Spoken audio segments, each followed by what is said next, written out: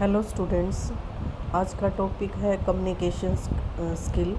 12th class का first unit है ये एम्प्लॉयबिलिटी स्किल की। ठीक है, तो कम्युनिकेशन इज़ ए, देखो मैं यहाँ से रीड करती हूँ।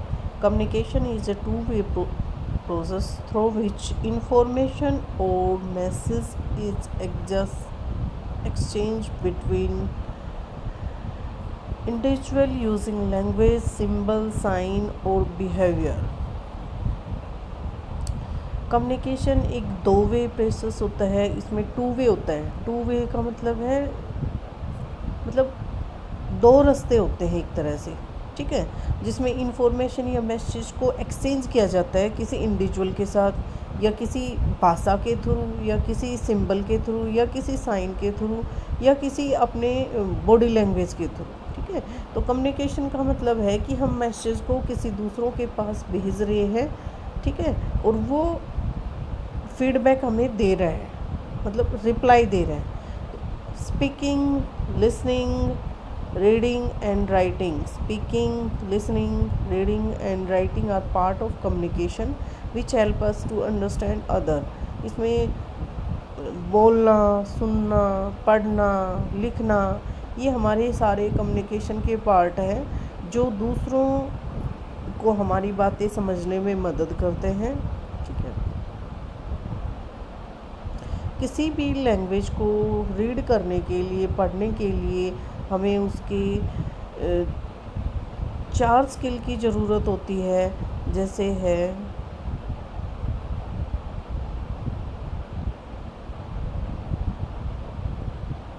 Listening, speaking, reading, writing. Listening, speaking, reading, writing.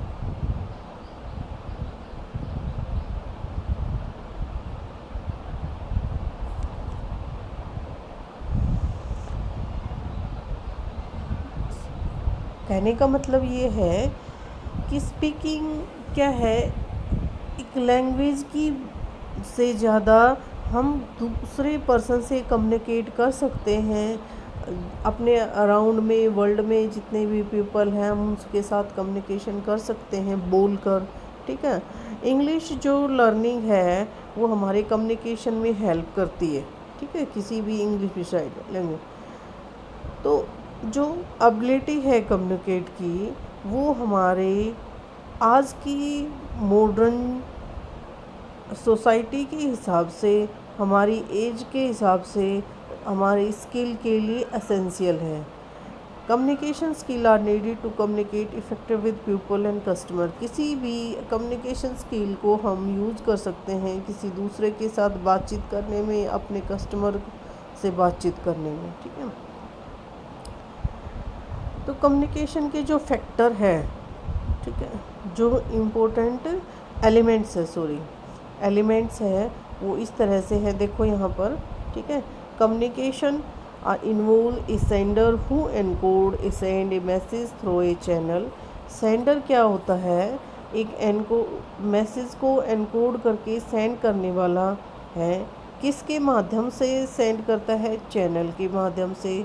और रिसीवर मैसेज को रिसीव करता है। ठीक है, जो डिकोड करता है मैसेज को और फीडबैक देता है उसको रिसीवर बोलते हैं। जो मैसेज को अनकोड कर रहा है वो सेंडर होता है। ठीक है, फिर वो क्या होता है, कम्युनिकेशन में एक इम्पोर्टेंट फैक्टर है जो ये समझने में हेल्प करता है कि जो रिसीवर को मैसेज प्राप्त हुआ है वो उसके लिए, वो उसको अंडरस्टूड है या नहीं है। नेक्स्ट है एक्टिव लिसनिंग।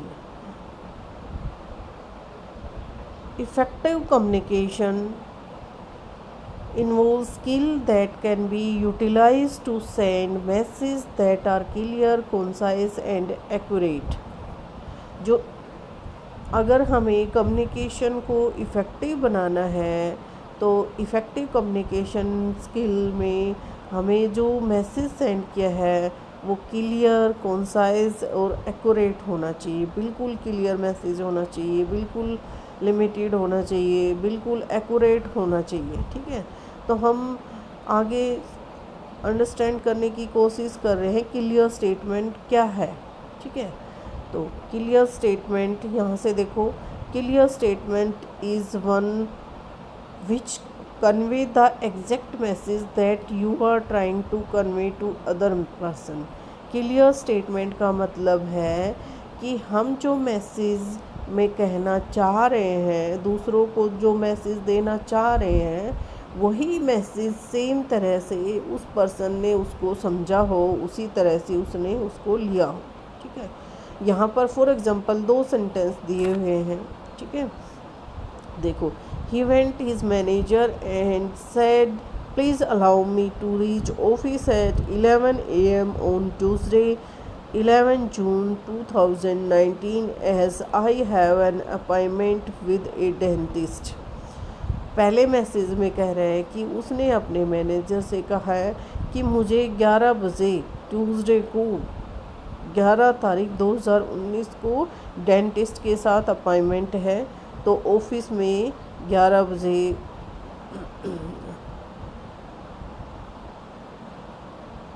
मतलब लेट पूछने का अलाउ करें।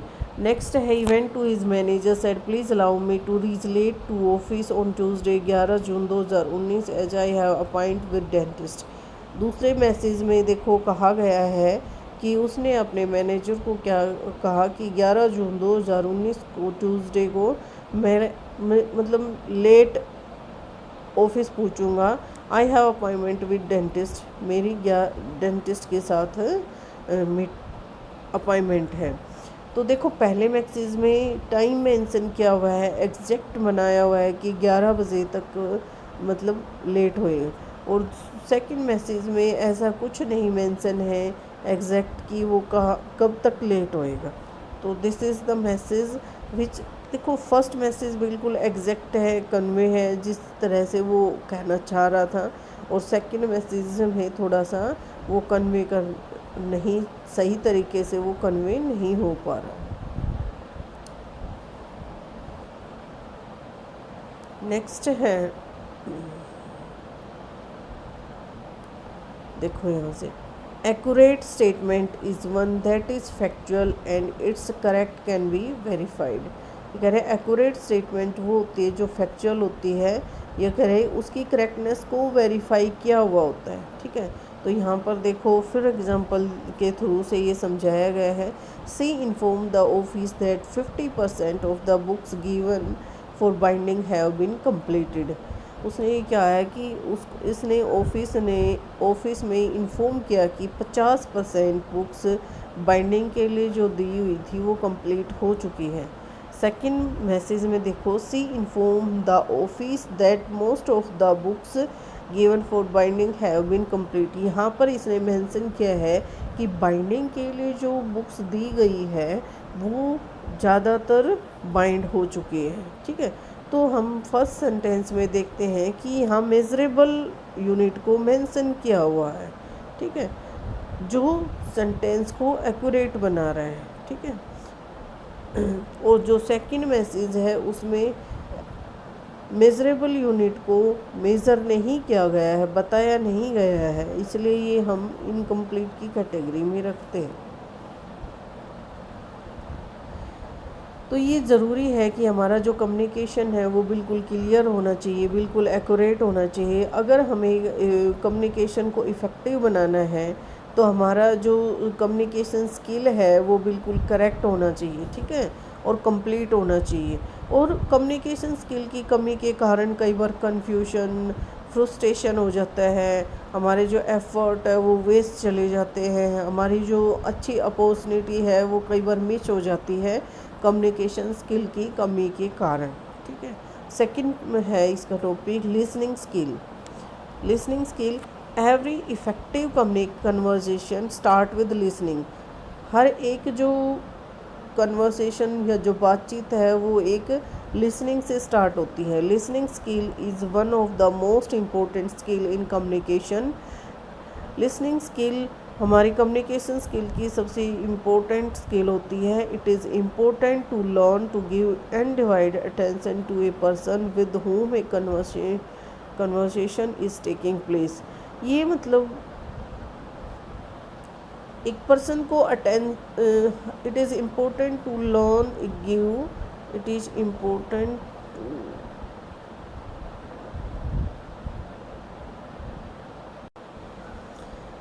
लिसनिंग स्किल किसी पर्सन को बिल्कुल अटेंशन से सुनने के लिए सिखाती है। ठीक है, जो कन्वर्सेशन वो हो रही है उसको अटेंशन से सुनने के बारे में सिखाती है। तो कुछ रीज़न है कि हमें लिसनिंग को अटेंटिवली क्यों ज़रूरी है। तो विलिशन टू ऑब्टेन इंफॉर्मेशन ग्रहण करने के लिए हमें सुनना ज़रूरी होता है। विलिशन टू अंडरस्टैंड समझने के लिए हमें सुनना ज़रूरी होता है। नेक्स्ट है विलिशन टू एन्जॉय, कुछ एन्जॉयमेंट करने के लिए, हमें मनोरंजन करने के लिए सुनना ज़रूरी। विलिशन टू लर्न, अगर हमें कुछ लर्न करना है तो हमें सुनना ज़रूरी है।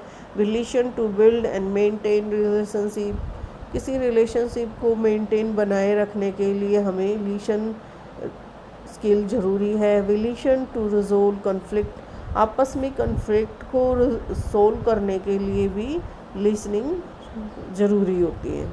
तो विदाउट हमें लिसनिंग स्किल के हम किसी भी मैसेज को अटेंटिवली लिसन नहीं कर सकते, हम अंडरस्टूड नहीं कर सकते हैं। अगर हमारे अंदर अगर लिसनिंग स्किल नहीं है तो मिसअंडरस्टैंडिंग हो सकती है दो पर्सन के बीच में, अगर जिससे कम्युनिकेशन ब्रेक डाउन होएगा और जो सेंडर है वो मैसेज ईज़िली नहीं सेंड कर पाएगा और रिसीवर रिसीव नहीं कर पाएगा, जिससे फ्रस्ट्रेशन और इरिटेशन हो सकती है। नेक्स्ट है एक्टिव लिसनिंग। अगर आपको लिसनिंग स्किल बढ़ानी है तो उसका एक मेन पार्ट है एक्टिव लिसनिंग, जिससे अपनी लिसनिंग को एक्टिवली कैसे बना सकते हो आप। Active listening is an art which comprise both a desire to comprehend as well offer support and empathy to the speaker।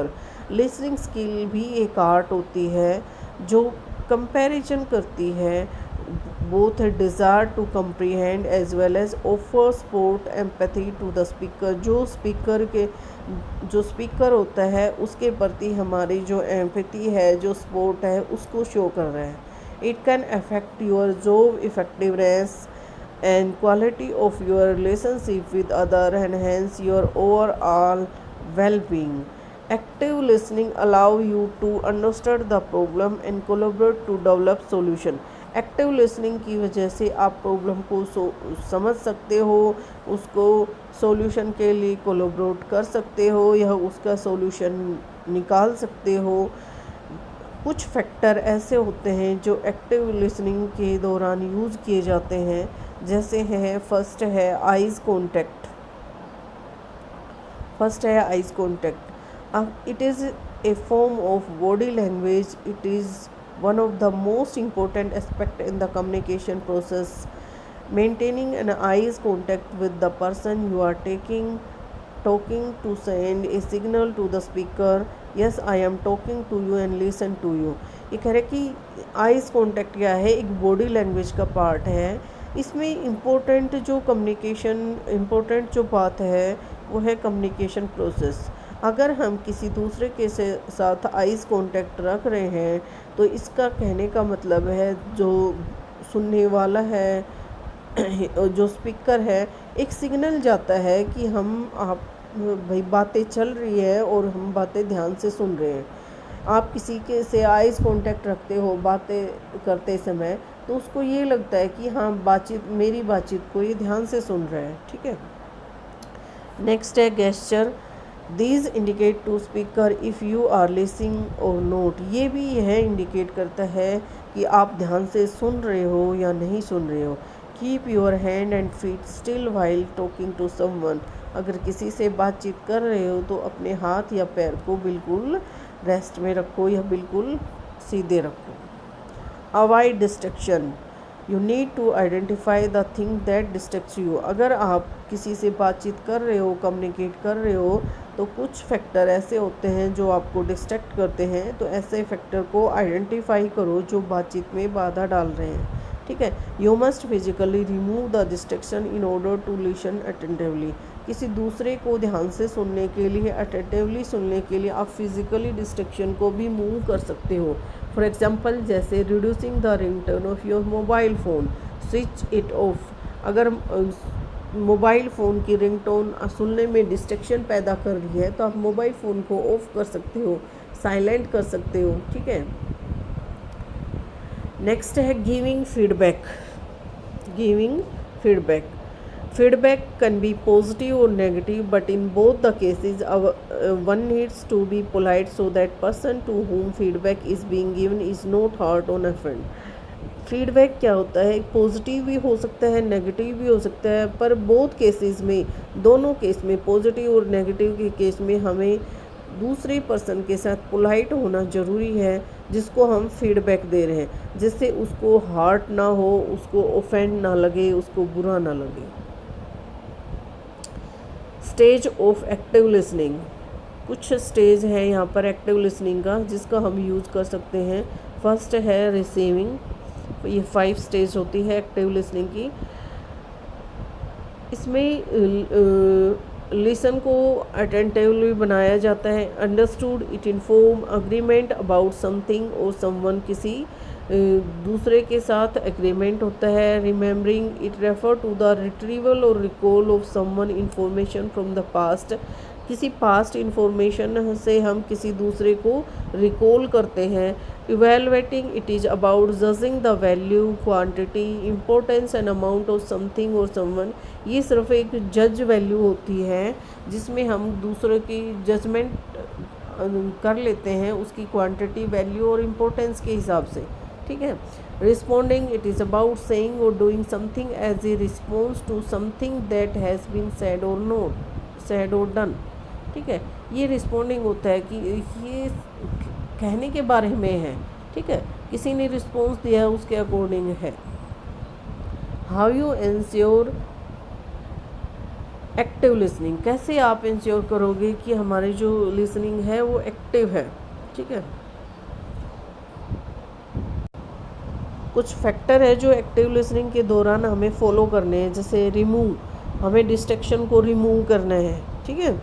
Distraction को मतलब कोई भी, भाई रेडियो, टेलीविज़न, मोबाइल फ़ोन, कुछ ऐसी वॉल्यूम हम उसको कम करवा सकते हैं। सेकंड है आइज़ कांटेक्ट, हमें refer to looking at the speaker while listening, जब हम सुन रहे हैं तो स्पीकर के साथ आई कांटेक्ट होना चाहिए। Show that you are listening attentively to speaker through gesture, gesture के थ्रू हम उसको बता सकते हैं कि हम एक्टिव लिसनिंग है, ठीक है।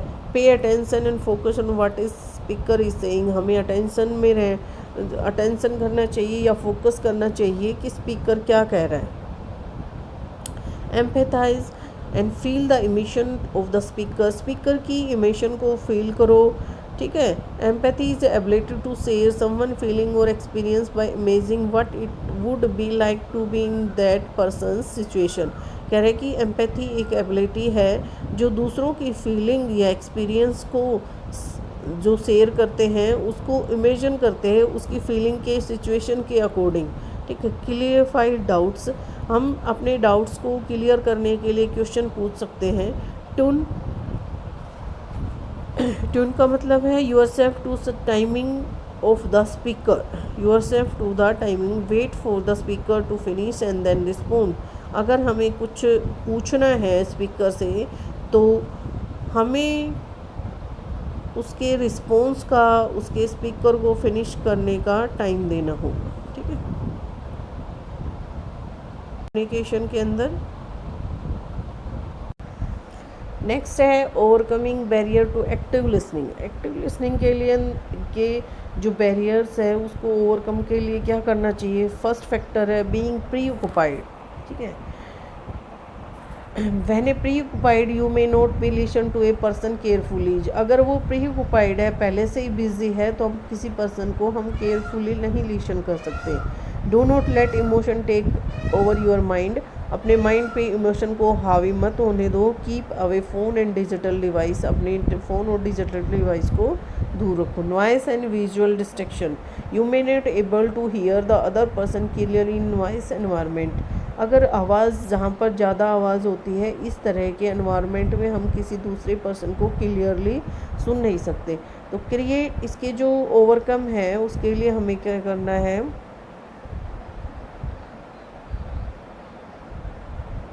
Create a conductive environment to avoid misinterpretation and destruction.